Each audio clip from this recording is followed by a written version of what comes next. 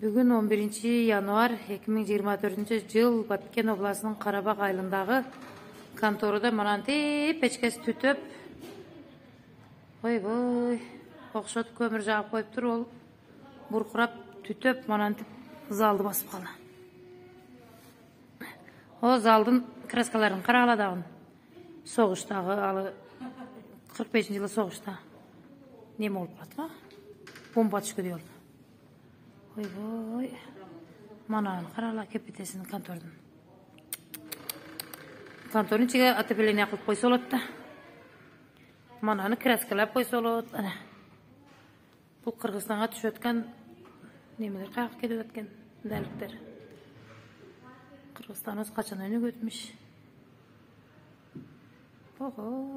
Атам заманнан қалған печке маған түтіп өтті.